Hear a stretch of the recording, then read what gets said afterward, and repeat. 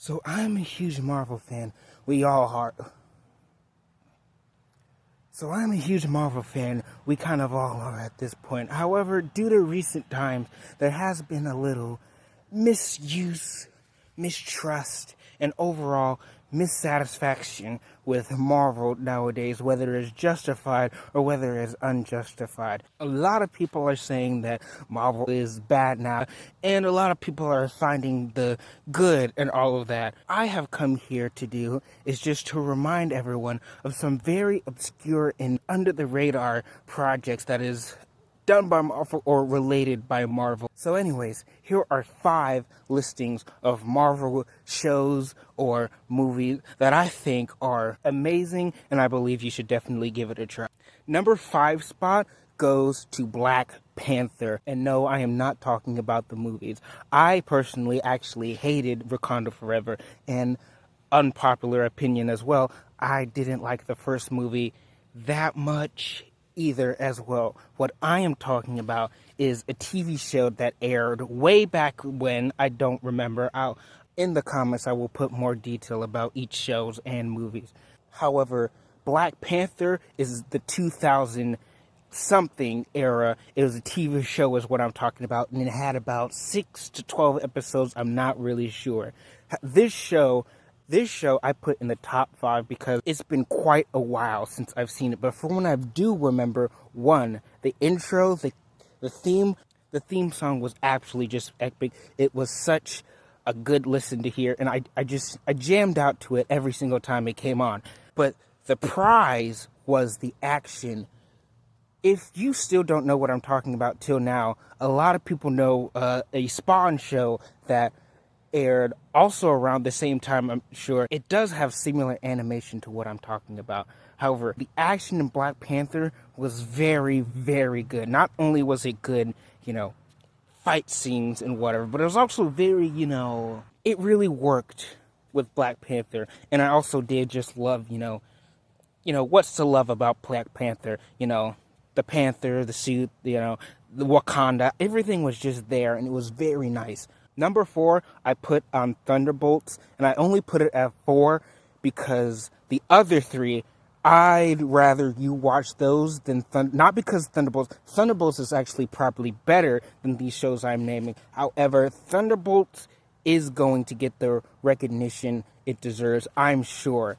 But the other 3, these are all lost treasures that need to be revived utmost way before Thunderbolts, because Thunderbolts is going to get a project anyways. However, I'm just telling you to watch it now because it is worth it to go to the movies for Thunderbolts. A lot of people are probably planning on watching it. I'll just wait till it comes out and I'll just buy it and watch it from the comfort of my home. But no, this movie was actually one of the greatest projects Marvel's has dropped in the last 5 to 8 years. The music was phenomenal.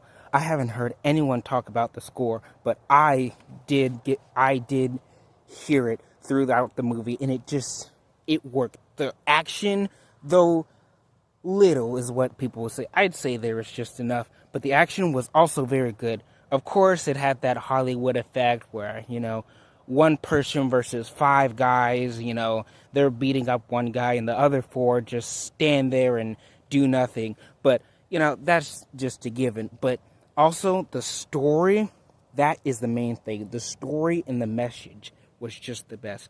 I don't want to give any spoilers.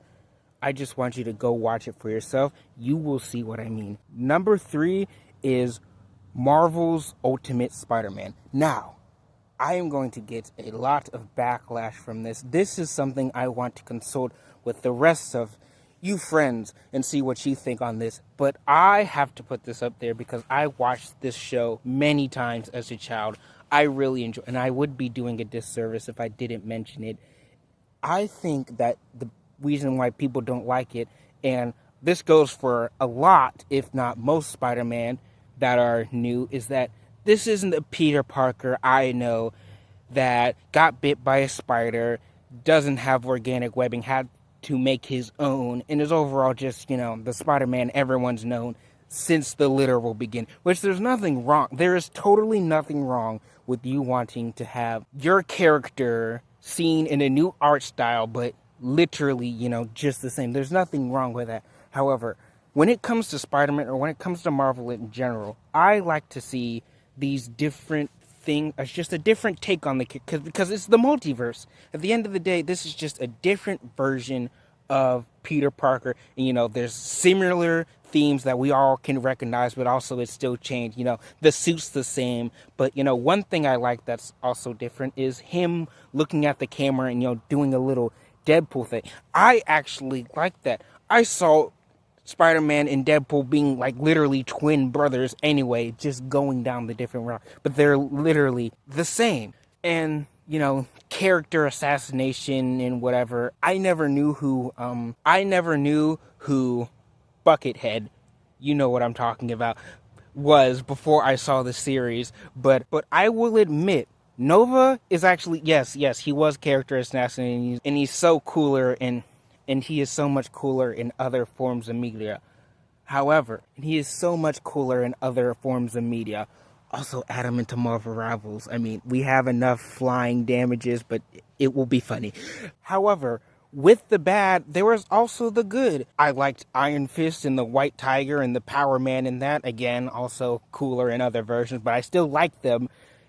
Venom in Taskmaster was done better than everywhere else in recent terms.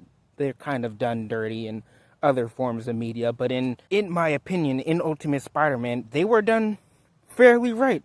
And the designs for some characters, that Green Goblin was amazing. The Spider-Man's look, and Nick Fury, and again Iron Fist, and Nova, and everyone else, they're all cool. And I think people have gone way, way, way, way too harsh on it just because it is very, very different than what we have seen from Spider-Man. Also, it is very cheesy, so take with that what you will. However, there is good to be talked about on that show.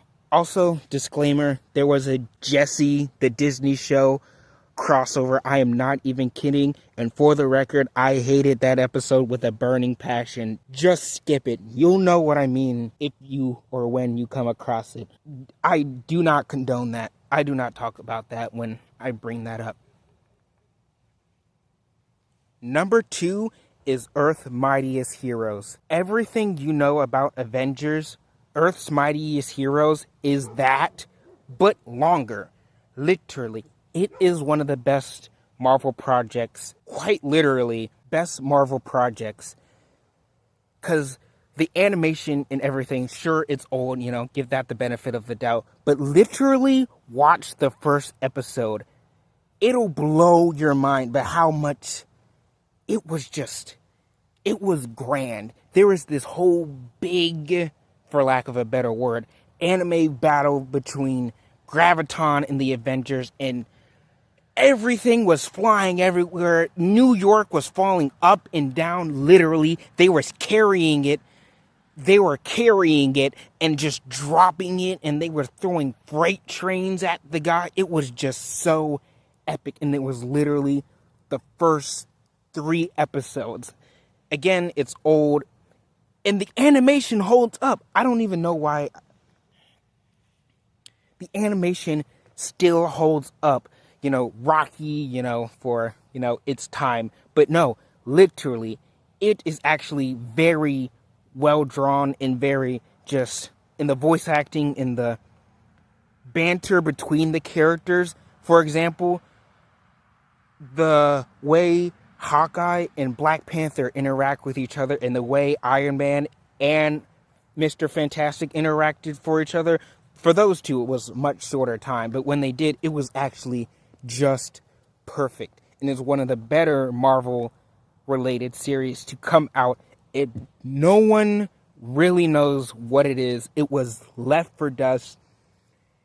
For pop culture reference, you can think of it as Spectacular Spider-Man. People loved that show. It was literally almost perfect for a Spider-Man TV show. The character designs was great, and then it just ended. Marvel Rivals, I said Marvel Rivals, which, by the way, I do stream that and play it a lot on Twitch, Infinite Nexus 777, and on YouTube sometimes. Let's get that out of there. But Marvel Earth's Mightiest Heroes Avengers is actually better, in my opinion, than Spectacular Spider-Man in terms of what everyone places that for. But it got canceled, and no one talks about it, and well, people do talk about it, but no one talks about it enough. And if they were to bring it back or add another season, they should definitely do it to that. Also, the theme song was actually legendary. If you're not going to watch the show, at least just give it a listen. Fight as one. Look it up. You will be amazed. Here's some honorable mentions before we get to the number one spot, which I think is the best. Needs to have a second, or they need to reboot it back, incorporate into some other elements or something. But before I get to that number one spot, I shall tell you about some honorable mentions. Superhero Squad is the first. It was choppy. It was very bad animation. I am not even going to lie to you on that subject. When you actually look at it, there are some moments where the characters, if they were to, let's say the trope happened where a character eats a bomb, because this is sort of a more comedy show take to it. Let's say a character eats a bomb, and the cartoon thing happens, they eat it, and it explodes, and boom, their stomach glows up, and it blows up, and then it goes back down. It's funny, haha. In Superhero Squad, a moment like that happened, but instead of animating it, they literally just stretched the character like a PNG file and then just put it. It was appalling. It was funny to look at. I don't know if that was the point of a joke. It didn't seem like it, but when you look at it, it was funny. And the last honorable mention is Gifted. This is a bad show that takes itself seriously, and I would only recommend it to laugh at it, not with it, to laugh at it. It's a show about mutants. It's live action. It's very basic. It's like a TV series with 2 seasons. It got very cool at some points, admittedly, but that's, just a given. You could think of it as like the Flash season, but worse than the first couple, better than the last, 8 and 9 season by default. But other than that, it's actually it's funny to watch. It's funny to go, oh my gosh, why did you go through that door? It's funny to go, why didn't you hit him with your power? It's just, when I mention these honorable mentions, by the way, I don't mean to reboot these or add a second or third season. It wouldn't hurt, of course, but not pushing that. It is just funny, and I'm just pointing these out. This is also something that no one's heard about that was actually pretty good or pretty a fun watch. And Gifted is one of them. There's a lot of stupid moments, a lot of lows, not much highs, but just a fun watch, just a fun time, just a fun throw it on in the background. That's what these two are, and just have a ride, I guess. Won't be the best ride, it'll be a rocky ride, but it's a ride nonetheless. And the number one spot, the best obscure Marvel rival, I said Marvel Rivals again. The best obscure Marvel title goes to Avengers Next Avengers. Or is it called that? Marvel's Next Avengers? Something Next Avengers. This is the best of all those I named. Not only have I seen it as a child, and I would be doing it as a disservice to not mention it, not only is the animation also legendary, and the voice acting also legendary, and the story also legendary, but the characters and how they are portrayed and everyone in there is just, there is something there, the idea, this isn't really a spoiler because this is kind of the premise, but the idea that the Avengers, they all had kids and they grew up in an apocalyptic world that is ruled by Ultron. If that's not cool, Ultron won He won the war, and his kids went into hiding. You know, this is not a spoiler. That's the whole premise of the movie. But because I do suggest that you watch it. You know, be surprised, be shocked. The premise is also just very cool. You know, there's something special that happens. You know, there's a secret. We have to call him. You know, and then it's a secret. You know, guest he's been in hiding. You know, it's kind of like literally just Star Wars after the prequel. You know, the Jedi all went into hiding. You know, and it's just like, oh, who are you? And it's just like, we know that's Obi-Wan, but they don't know. You know, it's kind of like that. You know, the characters are all interesting. Pym is annoying. I will say that. Pym does get on the nerves. But other than that, it needs a second movie. They need to add these characters somewhere else because, the multiverse, we all know that's happening. Marvel is pushing the multiverse, and this can totally happen. This is kind of where the point of Marvel is now. This is why a lot of people were mad about it, because anything goes, but they're not doing what could goes, only in What If. But that show tanked. It was actually just amazing, and it's so shameful that they didn't do anything with it. James, what was his name? Azari, Thorin, Iron Man. It's just, but those are my top 5 obscure Marvel shows that I highly suggest that you either watch or check out. Just skim through it. Just put it out there. We're on the Battlefront 3 strike, playing the old game so they'll make a new one, so let's do the same thing for Marvel. And, of course, my number one spot, next Avengers, that should definitely be up there. Put them in Marvel Rivals, add them as a skin, adult James, Captain America skin, adult Atari, Black Panther skin. Come on, just get it out there. It is so appalling that it's been left in the dust. But with all that being said, be sure to check out all my other content. Again, I stream at Infinite Nexus 777 and on YouTube sometimes. I make a lot of content. Just watch it all. All this takes a long work. Really, it does, because I edited this. And this took me an hour because I didn't stop recording. Just my appreciation to those who have stayed to watch the full video essay. Until next time, my subjects.